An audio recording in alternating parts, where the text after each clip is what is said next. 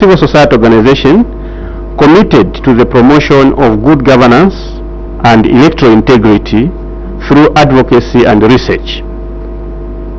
In this regard, the organization feels duty-bound to present our views on the ongoing constitution amendment process.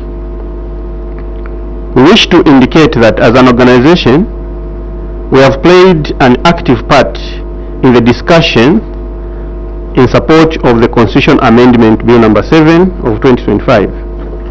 This is not to say we are in support of everything contained in the bill.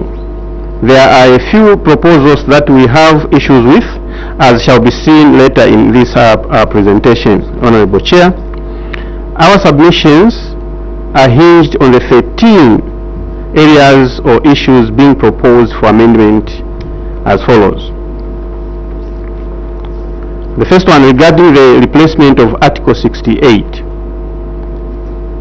which indicates, Chair, revising the composition of the National Assembly to provide for the increase in the number of constituency-based seats from 156 to 211 to actualize the delimitation report by the Electoral Commission.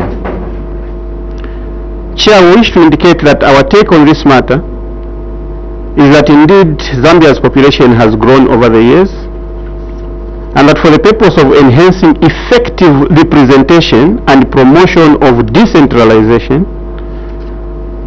and local development, there is need to streamline by increasing the number of constituencies.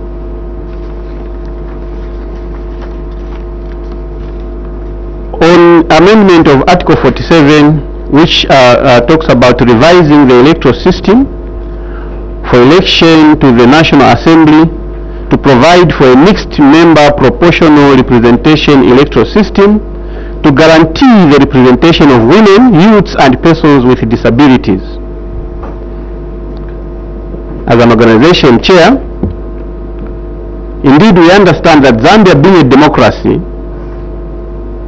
it is currently unacceptable, Chair, that certain sections of society marginally remain underrepresented in decision-making positions. We therefore wish to support the inclusion of more women, youths and persons with disability as part of the elected officials through a proportional representation system.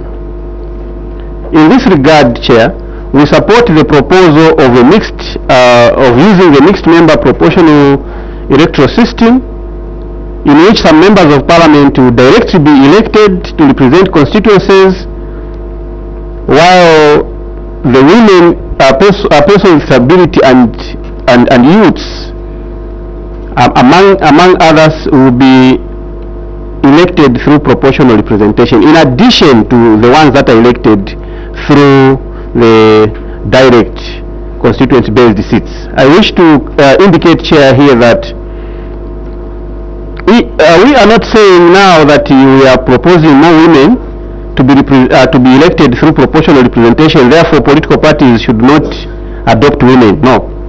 We are still emphasizing the need to adopt more women, and that these will be additional seats for women, persons with disability and youths. On the revised revision of Article 52, revising the provisions related to filing of fresh nominations on resignation of candidates. Here, Chair, we wish to indicate that as an organization, we are on record as having taken this matter to the Constitutional Court as GEARS regarding the withdrawal of candidates, independent candidates, from the election after nominations. The Court ruled in our favor in that case. However, the challenge still lingers when it comes to the political party sponsored candidates. We therefore support the amendment of this part to provide that when a political party candidate withdraws, resigns or dies after nomination, the affected political party should be allowed to file another candidate, provided the ballot papers have not yet been printed. if the ballot papers have already been printed, then no new candidate should be allowed. Let the election go ahead, and any vote for the concerned candidate should be deemed as spoiled. This simply means that there will be no need to cancel the election, Chair, and the candidates will not need to undergo fresh nominations. On amendment of Article 72(8), revising the provisions relating to by-elections. Being an organization which is so much committed to electoral integrity, Chair, we strongly feel that by-elections have proven to be a huge cost to the nation, to the political parties, and indeed to the candidates. It is therefore prudent to find another democratic system to fill a vacance for representatives from political parties. We suggest that the affected political party may use their internal democracy to fill the political vacancy for an MP or councillor. I wish to emphasize here, Chair, that when we look at our Parliament, clearly, most of the members of Parliament are coming from political parties, literally showing that Zambians elect members based on their political parties. And that is the reason why, Chair, we are emphasizing that a political party should not be allowed to lose its seat, which it has won for the 5 years. So it has to be allowed to maintain the seat for the 5 years that it has been elected. However, if the vacancy arises from a court ruling, or if it involves an independent member, then the by-election can be held in such circumstances. Coming to the amendment of Article 68(b), Chair, which deals with revising the number of nominated members of Parliament. As Gears, we feel that if the number of MPs is to be increased following the delimitation, then the number of nominated members of Parliament can as well be increased proportionally. This is to ensure that government's capacity to pass legislation and budget is not compromised. This will also enable the President to tap into the expertise and special representation in the appointment of these nominated members. Coming to harmonizing the term of Parliament and councils to achieve a 5-year term. As Gears, we have a concern on this matter, Chair. We still feel the current situation is just okay, where Parliament and councils should be dissolved 3 months before elections. We however propose that the remuneration should still account for a full 5-year term. If they continue holding office, our view is that if members of Parliament or councillors continue holding office till the next election, they might have undue advantage or disadvantage during the electoral cycle. Amendment of Article 117, which deals with providing for a vacancy in the office of minister and provincial minister 90 days before a general election. Our submissions, Chair, on this matter is that we are of the view that if ministers were appointed from outside Parliament, we would cure the challenge of creating a vacancy in the office of the minister. Ministers play a very significant role in the running of the affairs of the country, such that the vacancy in that office creates serious disruptions to the governance process. We therefore strongly propose, Chair, that ministers should be appointed from outside Parliament. Removing the term limit for office of mayor and councillors and council chairpersons. On this matter, Chair, we do not support as an organization this particular amendment. We strongly feel that the mayors and council chairpersons hold executive and not legislative authority, like members of parliament. Therefore, we hold the view that the term of limit for the mayor and the council chairpersons should be maintained as the status quo remains. Revising the composition of the council to include members of parliament holding constituency-based seats. On this particular submission, Chair, we wish to indicate that as Greyers, we support the membership of members of parliament to the council as ex-officials without voting rights. This is to enhance, this is to enable them participate in decision making at local level and help to provide oversight on matters related to the development of the constituencies. Revising the qualifications for appointment of the office of Secretary to Cabinet. The appointment of Secretary to Cabinet Chair should be reduced from the current requirement of 10 years of experience to 5 years experience, but the base should be broadened by opening it up to other top government officials and not only permanent secretaries. Providing for the Attorney General and Solicitor General to continue in office after a general election until new office bearers are appointed. On this one, Chair, I wish to indicate that this is a good proposal. The two offices are very critical to decision making. Leaving the office vacant is tantamount to put the country on autopilot, where development stalls for the period when the office is vacant. Tying such a constitutional office to a political term could be seriously counterproductive.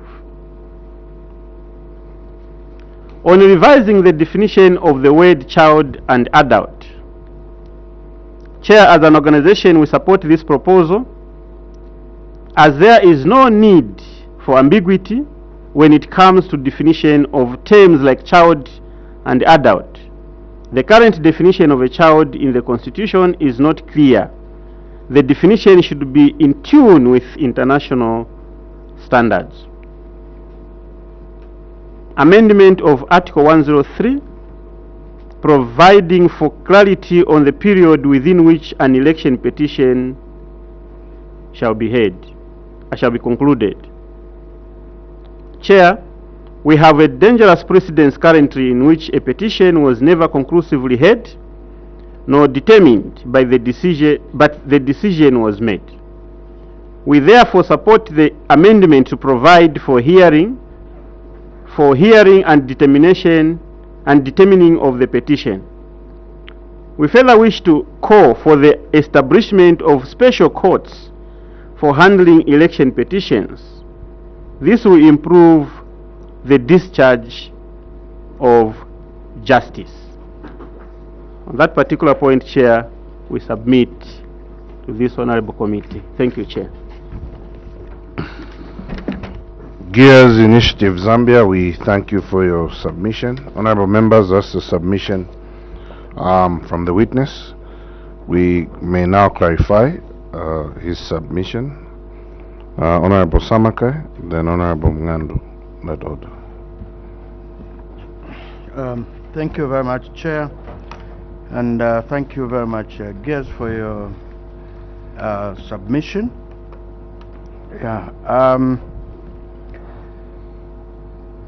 Looking at your submission, my thinking is that you want to support the synchronization of the Constitution in areas where it doesn't talk to the articles within the Constitution don't talk to each other. In other words, where there are discrepancies. My thinking is that you want those ironed out. And if I take you to F, which is the parliamentary term of members of parliament, in one breath the Constitution is saying the Member of Parliament is to serve 5 years. And in another, the Constitution is saying that the Parliament must be dissolved 4 years, 9 months, meaning that this particular provision is not talking to the one which is saying the Member of Parliament shall serve 5 years. And you are saying it must remain the way it is. How about these differences? How do you look at them? Are you comfortable to have a constitution that has lacunas, which contradicts itself?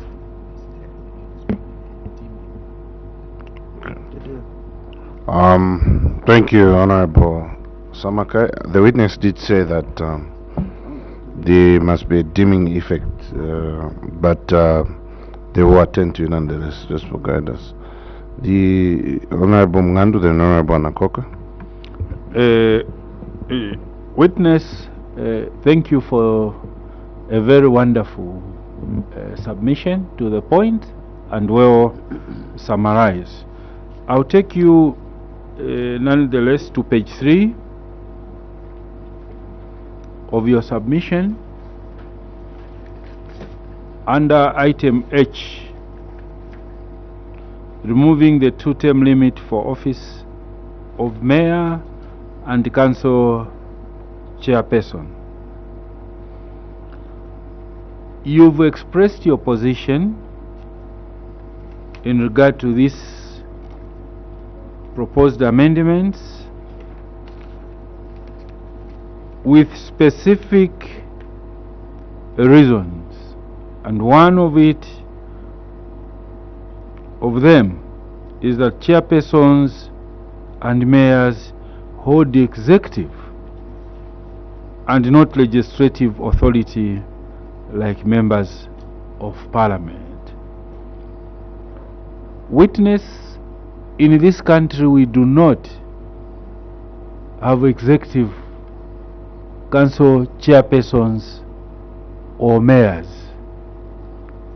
They simply hold political office. They are the political heads of their councils at district level and mayors at provincial district level. Therefore, witness, I would like you to clarify, because mayors, council chairpersons represent their political parties and do not hold executive powers. Don't you think this term capping which exists in the current constitution discriminates them, especially mayors and council chairpersons, as the constitution in the current form was given mandate which is unlimited to councillors and MPs. So with this clarification that I've just made, do you still hold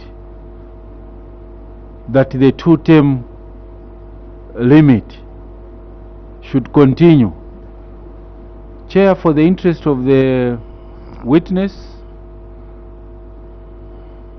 the failed bulletin had even gone further to suggest the removal of electing of mayors in a general election, but reverting to mayors and council chairpersons electing among themselves as councillors. So with this clarification, do you still hold this position? I submit, Chair. Thank you, Honorable Ngandu, Honorable Nakoka. Thank you very much, Chair. Good morning, Gears. My name is Muvita Anakoka, Member of Parliament for Luena constituency. Chair, my question or follow-up question following the presentation by Gears is on MPs going back to the councils. I note that you support MPs going back to be members of councils, but you are very specific that because they are going in as ex-officials, you have immediately said without voting rights. However, immediately after that, your justification for MPs going back to councils is that it will enable them participate in decision making at local level. Yet you are specifically saying without voting rights. So let me get clarity from you.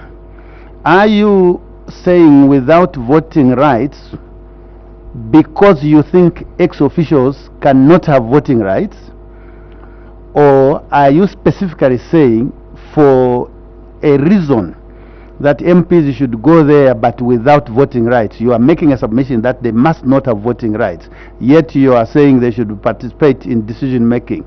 How can you participate in decision making if you do not have any voting rights? You are as good as somebody who is just listening in the gallery. Would you like to clarify or reconcile the two?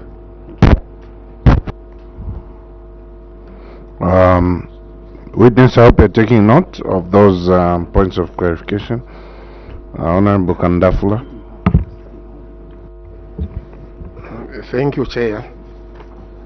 Witness, let me take you to page 2, B, where you have actually recommended that through MMPR, or at least those disadvantaged people coming to make national decisions.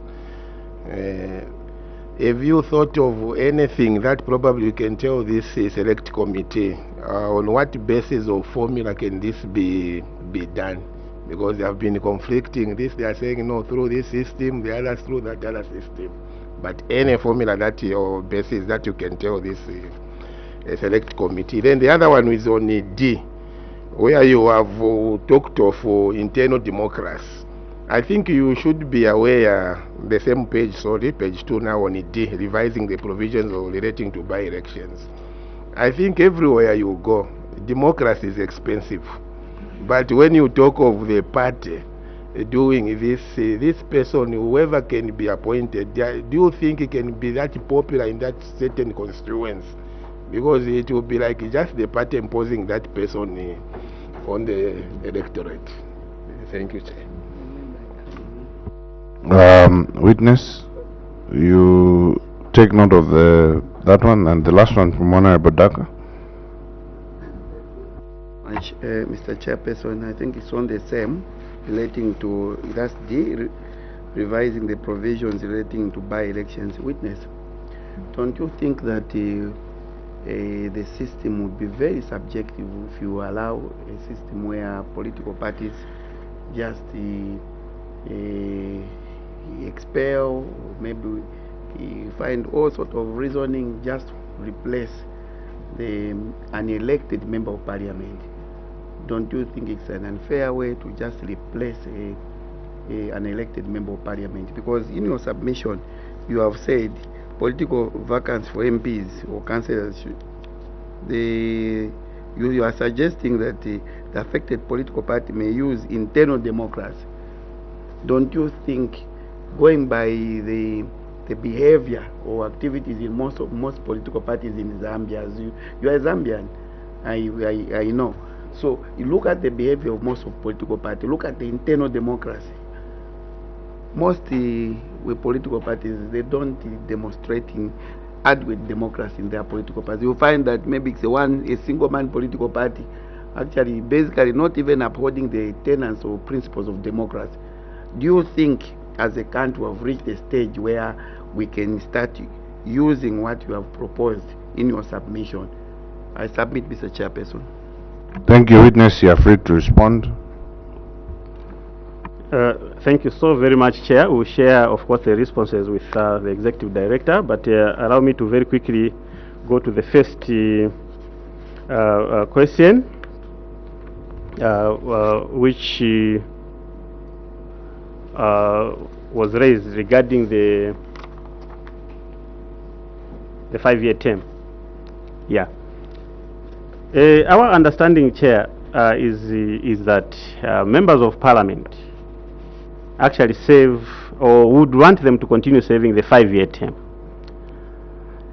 Now, this 5-year term, the 3 months that we are talking about, which are supposed to, in which Parliament is supposed to be dissolved before we go to the elections, we have an understanding that if MPs are allowed to continue holding office, that may both either advantage them or disadvantage them, making the electoral system a little bit problematic. In short, what we are saying is that we wouldn't want an office holder contesting for the same position for which they are already holding. So we strongly feel that honorable members of Parliament must vacate their seats to make the to level the playing field for elections. However, we wish to indicate that they still have, when it comes to remunerations or payment, they still have to be paid for the whole 5 years. That is not to say they are being paid for the work that they have not done. No, they are being paid based on the law. So if the law provides that they are supposed to be in office, I mean they are supposed to serve for 5 years, then that has to stand, Chair. So that is what our submission is all about on that particular provision. Thank you, Chair. I think I'll take the one on term limits for mayors and chairpersons. I think as indicated from our presentation, as GEARS is an organization, I think it's well represented nationally. From the national level, we have structures from national level, provincial level, district level, constituency level, up to ward level. So we did consultations at that level, and I'm sure we have adequately participated in the submissions across the country. Statistics will definitely reveal that. Secondly, the other aspect, our position is grounded on the fact that we have had a look at the technical committee report, which has been availed to the public. We had a keen interest, and so what seems to come out again from there is the majority will, in terms of the will of the people, in terms of how they want to be governed, which shows that I think the majority of the people from that report clearly outlines that people want term limits for these 2 positions. Finally, we also had a critical look at the, we did a literature review of past review commissions, in particular to the articles that we are talking about. So again, it became very apparent that the majority of the people, I think, are of the view that the term limits should be maintained. Our take is that, and the justification for this is that this will enhance leadership renewal. This will prevent dominance by long-serving individuals, promote fairness in political competition. Term limits are also seen as an effective tool for encouraging generation change, opening opportunities for new leaders. May I now add that constitutional reform is definitely intended to reflect the will of the majority. I think so. And from what I've cited here, if you go to the report there, you see that the majority of the people have submitted that they want the term limit to be maintained. Secondly, we should not also underestimate the very purpose for which public consultations was instituted. I think the idea is to gauge what is the will of the people, what do the people say. Basically, I think that's the purpose of the... If we put those submissions where the majority of the people have said they want the term limits to be maintained, then we incline ourselves to minority views or fraction views. I'm sure it defeats the whole purpose of public consultations. Finally, let me also state that we risk eroding public trust in constitutional reform if these views of the people, the majority people, are not taken into consideration, and then we cling to minority views, or even people who have absconded from participating in the whatever, in the submissions. I submit, Chair.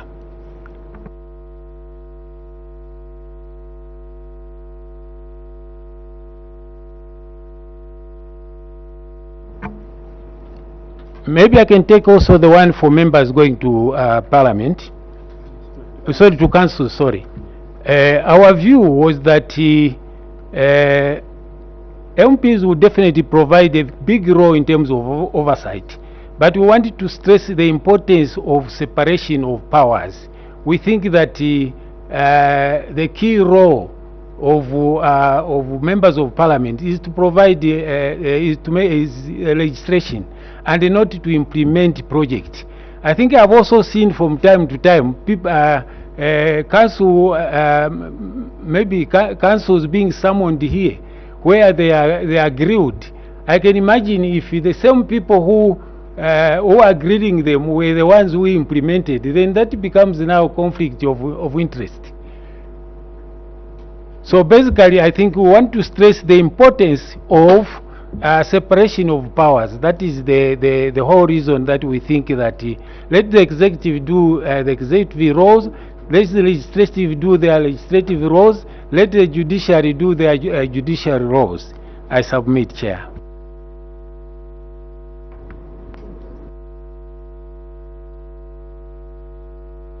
Honorable Mngando has a point of clarification, and Honorable Mngando, before you come in, Honorable Daka's question has not been attended to. So thank you so much, Chair. There are two questions.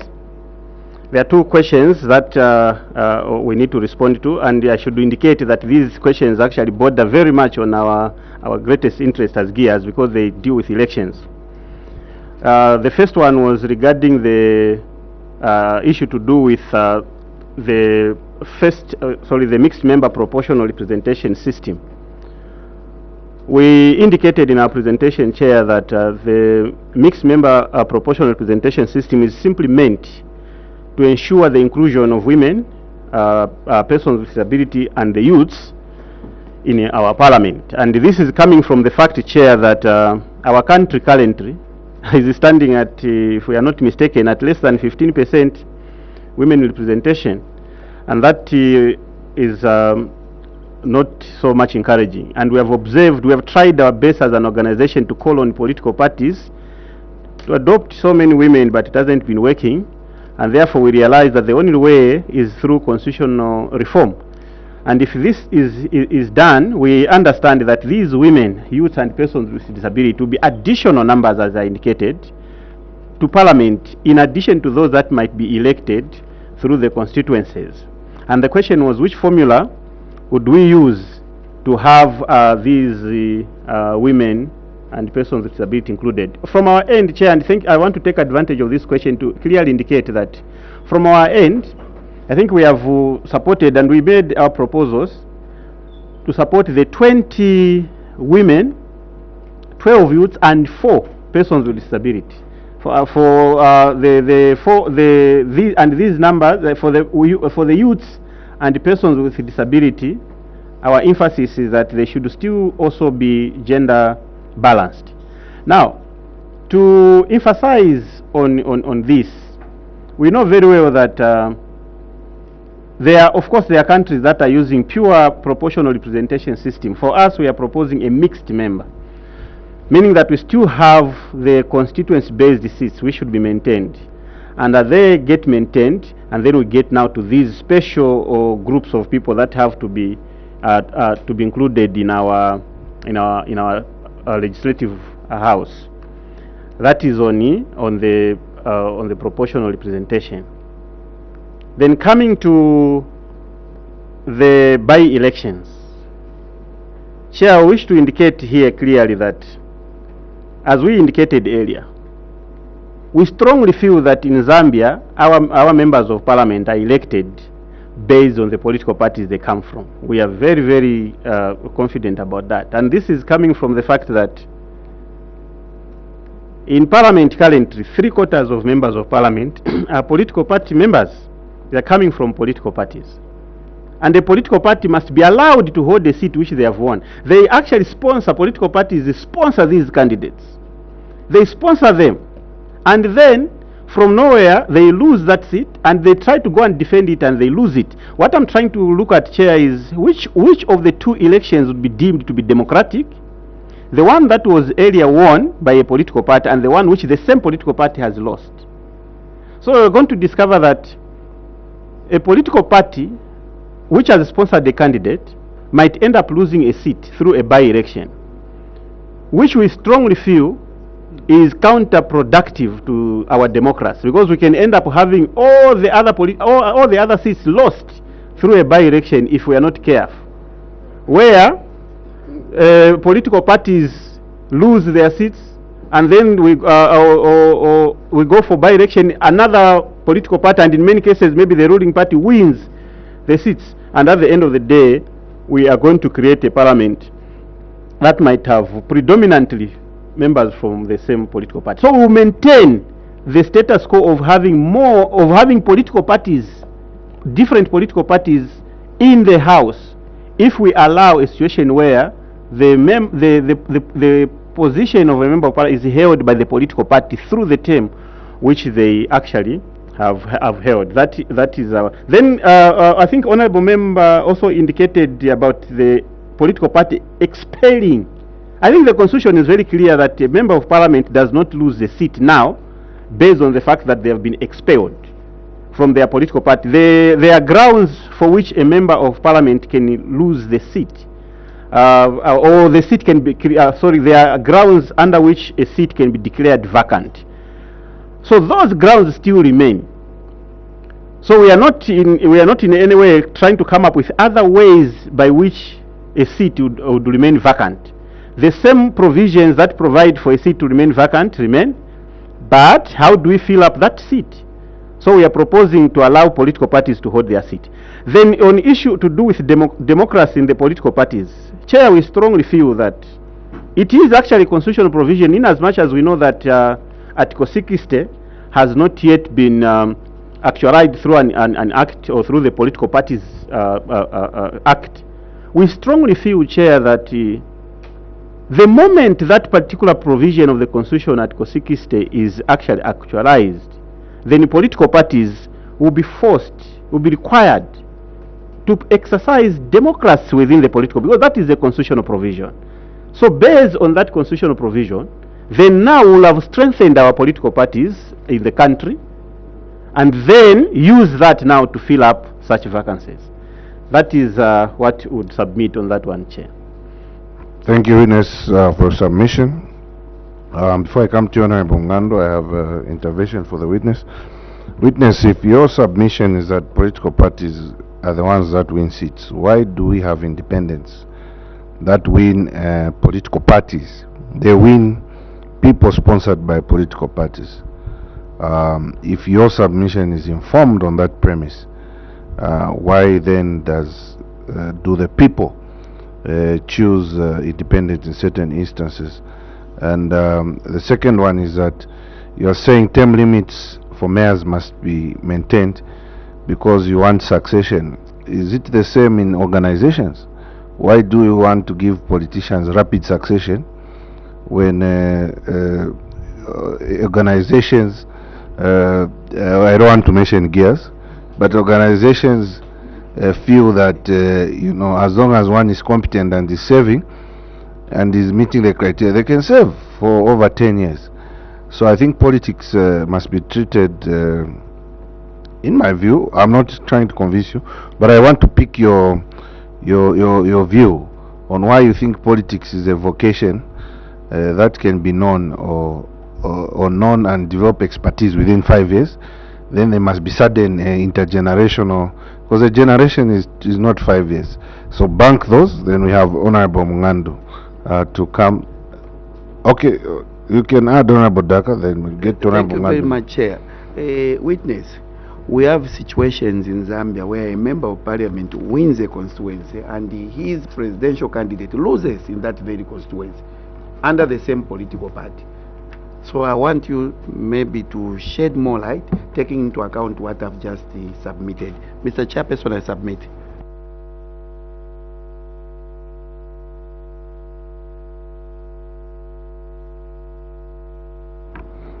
Yes, Honorable Mungandu, then Honorable Kambit. Thank you, Chair. Gears, I would like you to clarify on the MPs going back to the councils. You've said, you gave a very good example of councils being grilled here, and you can imagine the people who are grilling are the ones behind. I'm sure that's the assumption you were giving, that the people who are supposed to be grilling, they are the ones who will be on the end side. How can that appear? I wanted you to just clarify, do councillors, are they involved in the management of the council? Councillors, probably if you see people being grilled here, you never see a councillor who is a member of the council being grilled, but it is the council technocrats who carry the executive power, who implement the policies.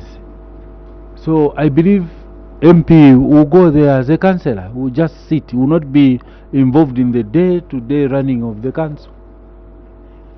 So maybe you can just clarify further on that one. So thank you so much, Chair. I think I'll start by sorry, witness, Honorable Kambita, please, you can just take. Very quickly, Honorable Chairperson, and I'm glad that this question I'm about to raise extends what Honorable Mungandu has just said. As for me, it's not just about clarity, but clearly there's what is known as an expectations gap here in terms of what councillors do and what they actually do, or what members of parliament should be doing and what they actually do as regards councils. Gears, you've heard about corporate governance, and in corporate governance, an institution is broken down into those who are responsible for policy, those who are responsible for secretariat work, and those who are directors who do day-to-day business, those who are executive. So even in a council, as an institution, a local authority, there's corporate governance that happens in there. So the policy making body is the council itself, and this is the one which we seek to enhance by putting a member of parliament there. And in any organization, those responsible for corporate governance policy direction are not involved in the day-to-day activities of the managers of that institution. This is true with members of parliament and councillors. So all we want is a member of parliament to be part of all that the bill seeks to say. So let me correct myself. All that the bill seeks to achieve is to make a member of parliament be part of this policy making body, a council, so to speak, to direct what these implementers would be doing. So now, how then do you reconcile this with what you are saying, ex officios without voting rights? because members of a corporate body who are policymakers vote, make decisions of what should be implemented. So without voting, then you are not involved in the decision making. So when you say oversight raw, overseeing what? By sitting in there and just knowing what's going on? So what mischief would these be performing if they're involved in making the decisions of what needs to be done? For instance, monies have been allocated to this Zambezi Town Council. Apart from the CDF, some extra monies, and now directing how this should achieve what has to be done. What is wrong with the Member of Parliament being involved together with the councillors? Because they have an eagle's eye on the entire constituency. So what mischief would this be providing? Chairperson, I submit. Thank you, Honorable Gambita. Witness, you can respond. Thank you so much, Chair. I'll start with your question, Chair, where obviously you are concerned about the term limit to the politicians. In this case, the mayor and the council chairperson. And you indicated that organizations, amongst those that would want to hold on to their seats in perpetuity. No, Chair, we have term limits in the organizations. For example, in Gears, I can only be the board chair for Gears for 6 years, which is a 3-year term. So I can't go beyond that. But to indicate very quickly, Chair, why we are emphasizing on the need for term limit for the mayors is the same reason for which, of course, we know that the president has a term limit, and then the mayor also has a term limit. And in our understanding, the framers of the Constitution obviously must have looked at these two positions in the country, because when you look at a mayor is like, not necessarily, is like in other terms, like a president of a district, the citizen #1 of a district. And this is the person who actually guides how everything else runs, just like the president guides the activities of the nation. So our understanding is that the same provision that allows the president to run for 2 terms is likely to be the same position that makes the mayor to run for 2 terms. And therefore, we strongly feel that citizens must be given an opportunity to change. And in any case, there are very few, if any, mayors or indeed elected officials who would go for more than 3 or 4 terms. There could be there, yes, but there are very few in that regard. But citizens should be given a chance to stick to what is provided for in the law. So the term limit for mayors, to us, we strongly feel that it has to be maintained. That is on the term limit. You want to add something? So on the issue of I get back to the clarity on the by-election. So Honorable Daka has indicated clearly that there are instances where the president might lose in a constituency and the member of parliament wins, and this seems to suggest that in that regard it means citizens were actually voting for an individual. And the Chair, you also brought in an aspect of independent members of parliament who are also elected as independent. So we indicated in our submission, Chair, that most of the members of parliament come from political parties. We also understand the fact that there are areas where citizens will opt to choose an independent member of parliament, and this might continue. But our understanding is that the fact that most of MPs come from political parties, they are literally winning the seats based on this political party that sponsored them. The political party that sponsored them actually won that seat through them. So our argument, Chair, or submission is that we should not allow political parties to lose their seats, which they have won for that particular term. Let them hold that seat as political parties. until such a time when citizens opt to change and vote for a different. And I also indicated, Chair, that if the political party wins a seat today, and 2 months later there's a by-election, another political party wins, we are trying to look at which of the two would be regarded as a democratic process. Could it be that in the first one citizens made a mistake? We don't. We strongly don't do so, Chair. So we strongly feel we strongly feel, Chair, that the political parties should be given an opportunity to hold their seats. And okay, thank you, witness. Just a follow-up, Honorable Banda, then Honorable Ngandu. Thank you so much, Chair. It's a very interesting topic, this one, witness. You know, I'm a member of Parliament who was elected as an independent. So my belief is that if people can elect someone as independent when political parties are participating, it means simply people don't vote for political parties, they vote for individuals. So an individual who is popular with the people in the constituency will be an advantage to a political party. Are you not looking it into that way, that political parties also do take advantage from the by adopting candidates who have a good standing with the people, in the sense that if, like you said, today there is an election, political A wins the seat, and after 2 months something happens, they go back to the elections and political B now wins.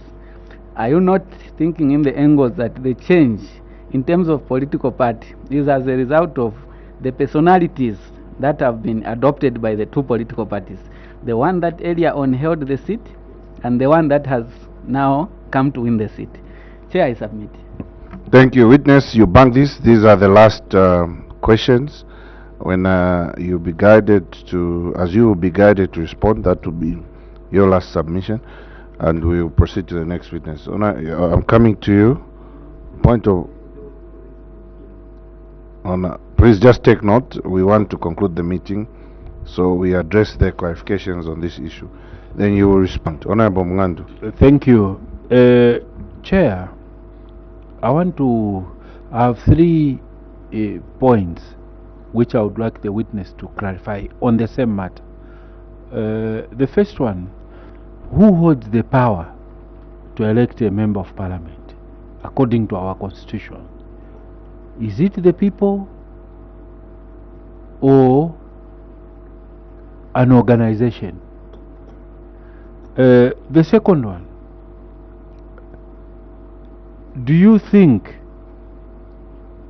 by allowing political parties to appoint who promote democracy and the quality, what I would call patriotism to the nation?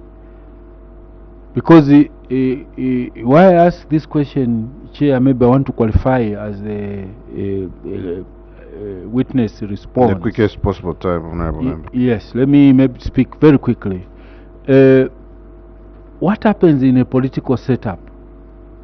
People would want you to follow their personal interest as party leaders, as opposed to national interest. The moment you stand your foot that this is what national interest is, they will easily remove you and replace you. By so doing, do you think that will promote democracy? Then the final one is the safety of members of Parliament. Don't you think we are likely to have members of Parliament? I'll give an example, one country here in Southern Africa where they practice that. Members of Parliament were being taken off like beds, you know. They'll just quickly kill you, then another one comes in, then you feel, no, now I think it's me who's supposed to be there. You again remove. Don't you think that is going to threaten the lives of members of Parliament? I want you to sincerely respond to those three observations. I submit, Chair. Thank you, Honorable Member. Honorable Daka. Okay, they've not responded. So, witness, I'm also giving my views on clarification. I just want you to clarify. You made a statement that the Constitution does not provide for a vacancy in the office of Member of Parliament through expulsion. It does under Article 72 E. If a member is expelled from the political party which sponsored the member for election to the National Assembly, and unless that member pursues that in court, then the expulsion will have to be confirmed by the court. I just wanted you to clarify, to be clear on that for the record. Then lastly, to add what the honorable colleagues have said, why do political parties conduct primaries if they are the ones that win? Why not just sponsor a candidate? Why subject it to a competitive process? Since your submission is political parties are the ones that win. So why not go into a constituency, don't conduct primaries? You are strong there, adopt a candidate so that you justify. And you also mentioned that it is not fair for a constituency to change leaders from different political parties. That should show you something, that even in this country we've had an example of Kawambwa, where there was a by-election and there's a new political party there. So you shouldn't say that it's not fair. The second election is not fair because the previous election was held by a previous political party. Why are you calling it unfair that the people have decided? The people's franchise, is it transferable? Witness, make your last submission. Thank you, Chair. As an organization that is involved sometimes in monitoring elections, I wanted to respond to the issue of any independent winning against a party-sponsored candidate. There are so many factors, definitely. One of them is that sometimes some of the candidates, maybe along party tickets, could have been, imposed. Instead of popularity, there's a way certain people find their way to be picked to stand on a candidate. And sometimes we have heard the complaints at the grassroots. Candidates can be imposed from the top leadership on the people against a popular candidate. The reason why certain individuals who feel that they are very popular, they have the support against what the party has imposed, such a candidate will definitely win. So it's not really necessary that is. So there are so many variations to this aspect actually. Our take also is that from the reports, like I indicated, submissions made by, I think the people have experienced. For example, this year we have a record of about 84 by-elections. And what we seem to read from the submissions is that people are fatigued by these by-elections.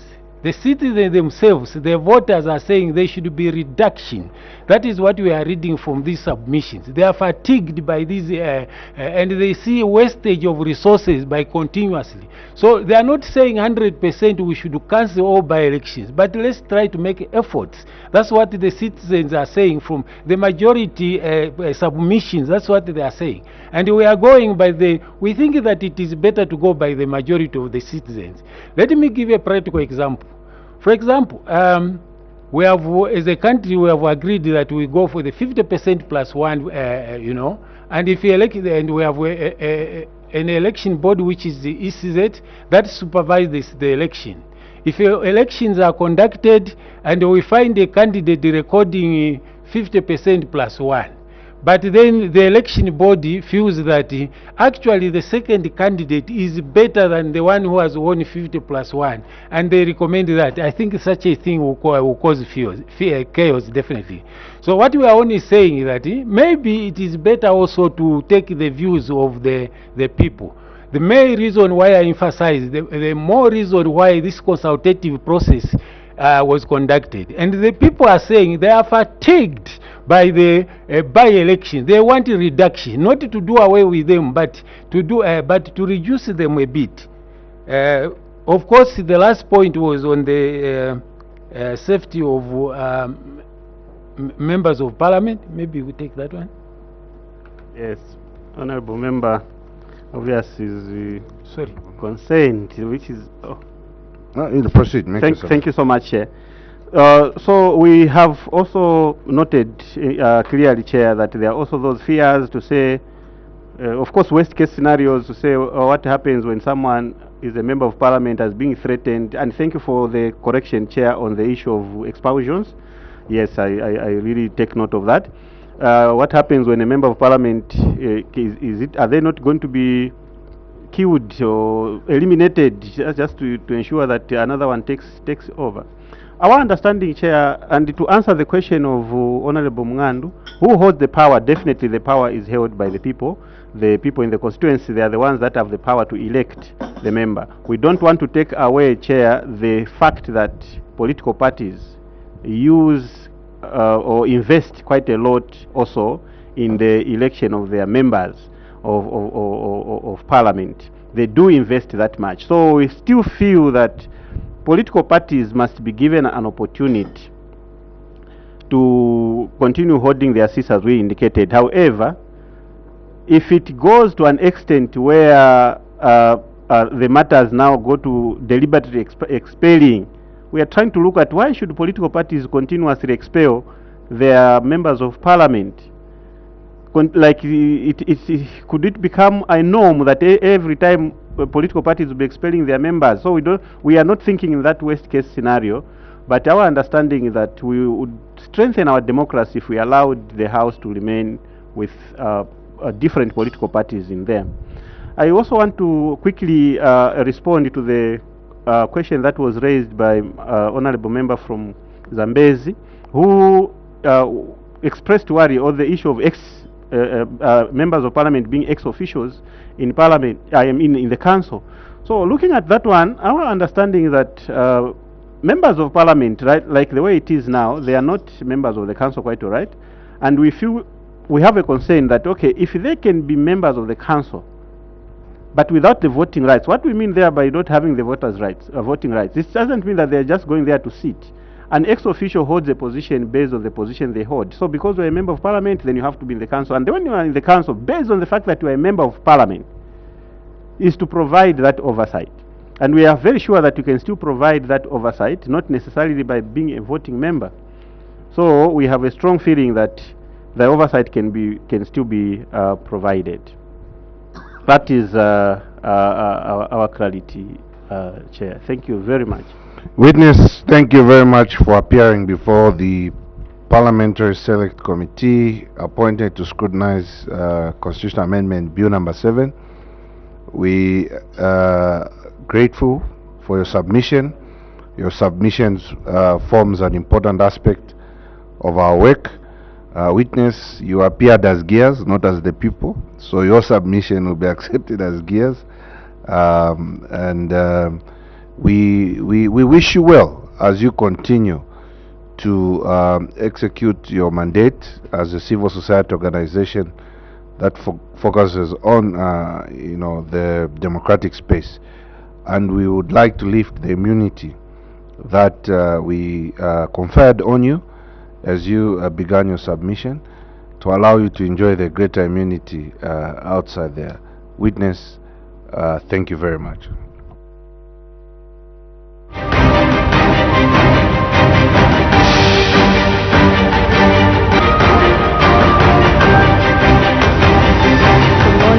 Still watching Parliament television. The second witness for today, Gears Initiative Zambia, have just made their submissions to the Parliamentary Select Committee appointed to scrutinize the Constitution of Zambia Amendment Bill, National Assembly Bill number 7 of 2025. So just now we stand by for the third witness to make their submissions to the committee. Keep watching Parliament television.